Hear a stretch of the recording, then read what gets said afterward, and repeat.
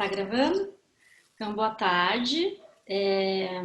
Eu sou Cassiana Lea, e estou aqui com a Valéria Barcelos, João Meireles e a Miriam Edurne, Dudu.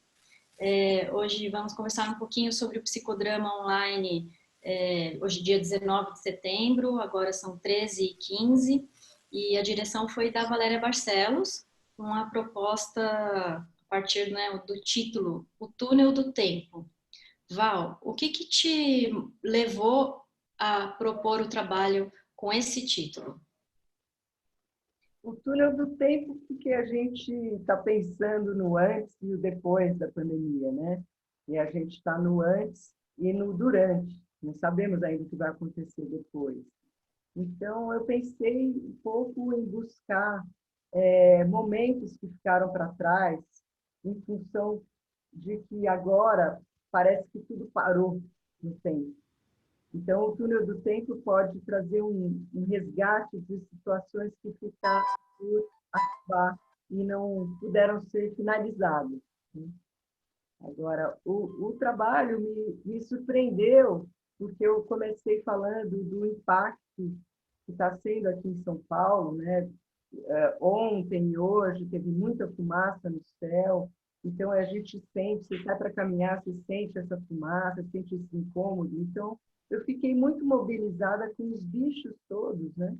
Que estão sofrendo na queimada do Mato Grosso, na queimada da Amazônia, e que parece que a fumaça precisa vir para São Paulo para a gente acordar, né? Que está terrível essa situação, é muito triste. Então, eu trouxe essas tristezas do que eu estou sentindo agora, mobilizada do que eu estou sentindo agora, para compartilhar com o grupo, e o grupo pode trazer histórias também de resgate da infância e da idade adulta, no momento de separação do pai, ou no momento de consagração de um determinado título, seria a Rainha da Pipoca, no caso, e aí a gente desenvolveu as cenas a partir daí, dessa viagem ao túnel do tempo.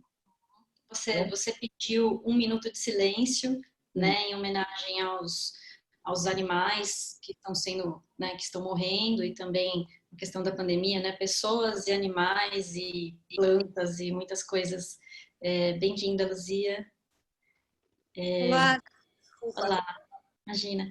Então, muitas coisas acontecendo, você propôs esse um minuto de silêncio, e aí já, né, assim, o grupo foi se aquecendo para entrar nesse túnel do tempo, que você foi dizendo que era um túnel que era muito acolhedor, que tudo podia a gente encontrar, né, por aí, por esse caminho, mas que também tinha um risco da gente se deparar com situações inesperadas e também de sair modificado, transformado desse túnel, né?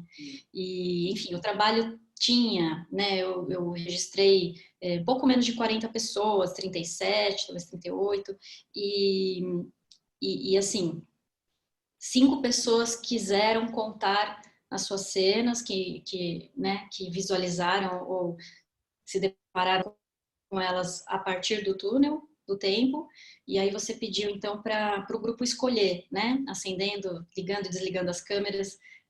Então tivemos 2 cenas mais votadas, uma com 10 votos, outra com 7 votos, e aí começamos, né?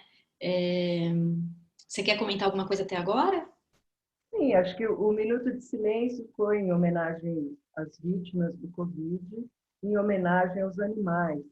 E quando eu estava procurando, a Cassiana estava junto comigo, procurando imagens, né, de túnel, tem muitas imagens que é o túnel escuro, a luz no fim do túnel e tal, e esse túnel de natureza fez muito mais sentido para mim, né? Eu acho que é isso que a gente quer que continue. Então, foi por aí. Eu acho que as pessoas, as 2 cenas que foram eleitas pelo grupo foram muito interessantes, e muitas pessoas da plateia participaram fazendo duplo do protagonista ou fazendo duplo de algum papel estipulado pelo protagonista. Então, teve uma participação, eu gostei muito, foi muito organizado nesse sentido. Essa situação de apagar e acender as câmeras deu uma organização e teve um momento, primeiro, que foi de todo mundo imitar os bichos, os ruídos dos bichos. Então, todo mundo pôde falar bastante e depois gritar bastante, e depois a gente retomou com uma viagem mais silenciosa do túnel do tempo. É isso. Uhum. Acho que assim, para quem não estava com a gente, né, se citou em alguns comentários nossos, né, a cena mais voltada tinha a ver com o depoimento de uma participante sobre um pai que ela ia visitar no hospital e quando chegava lá o pai tinha fugido, né, e dias depois esse pai faleceu. Então ela teve depois a notícia do pai falecido. Essa foi a cena mais votada. A segunda foi em relação a uma campanha de uma escola para quem ia ser a rainha da pipoca, né? E aí a participante contou o quanto a família dela tinha investido para que ela se saísse a campeã, né? Fosse coroada a rainha da pipoca, mas algo aconteceu que ela foi só a princesa, né?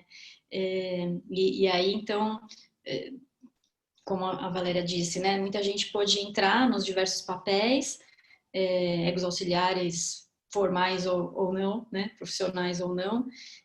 Queria ouvir aí o que né? Luzia, Miriam, Dudu, João, enfim, o que a gente pode pensar em cima do que aconteceu, o que fica ressoando, né? E o que pulsa, e o que continua pulsando, o que instiga, o que incomoda. Queria saber se alguém tem algo a dizer. Bom, eu posso só falar que as cenas trouxeram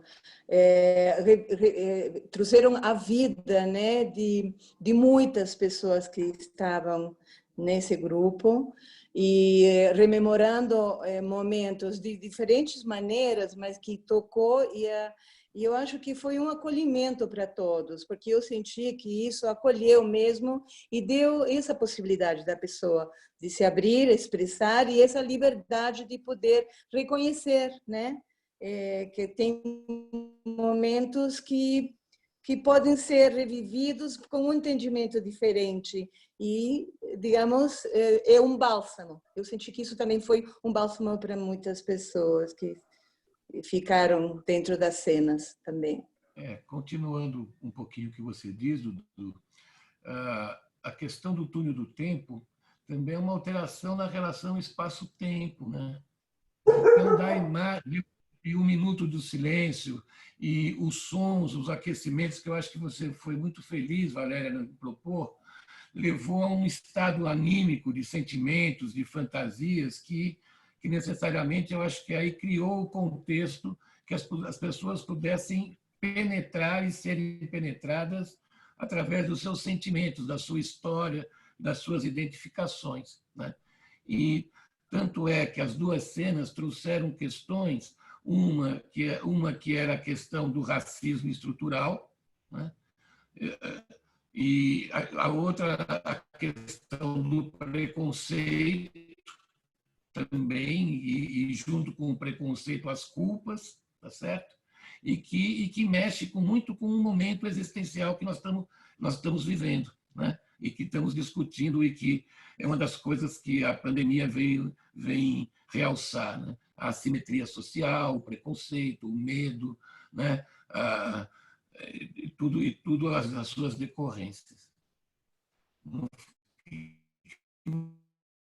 Você acha, Luzia? Eu achei isso também. Eu estava pensando no quanto as desigualdades. É interessante que a Valéria pediu histórias que tivessem começo, meio e fim.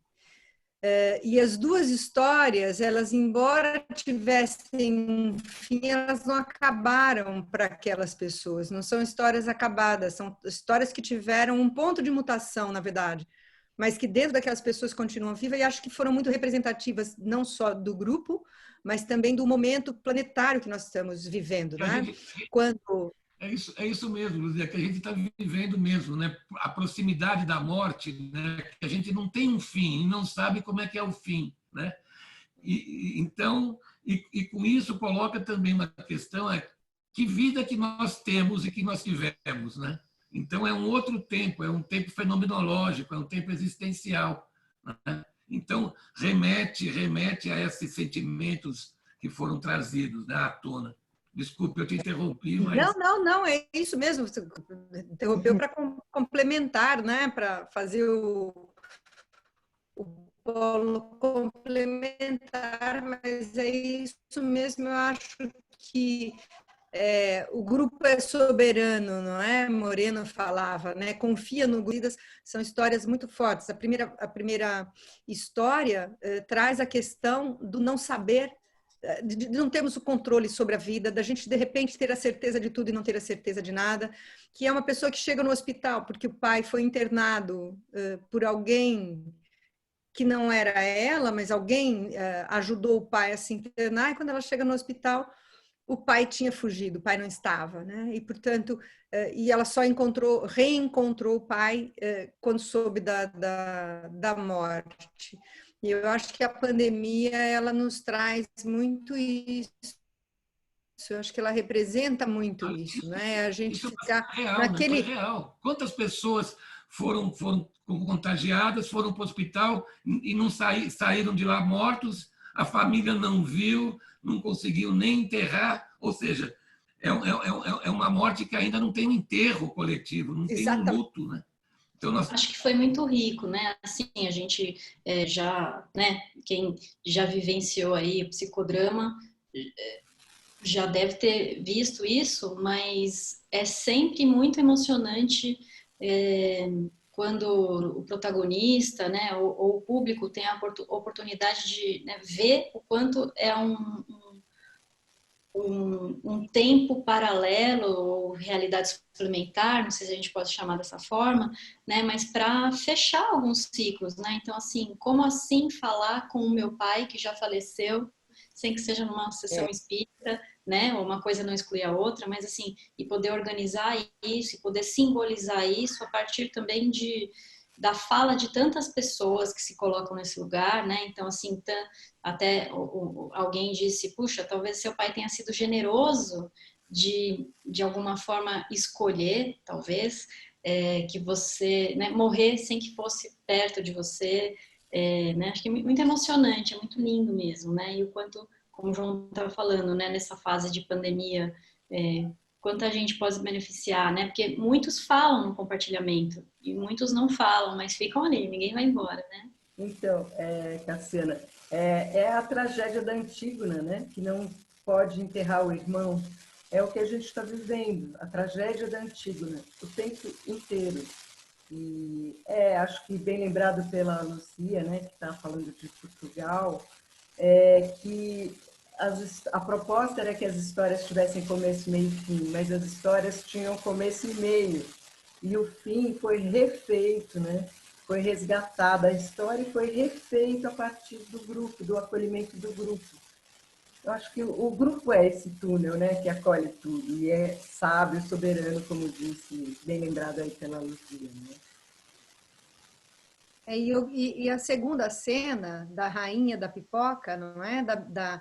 Da menina pobre, quer dizer, nós é que estamos dizendo que ela era pobre, a gente não sabe se ela era pobre, isso não foi falado, mas era a menina que a mãe passa o ano inteiro vendendo coisas para arrecadar dinheiro, para ser a pessoa que ganha mais dinheiro pela escola para poder que a filha seja a rainha da pipoca.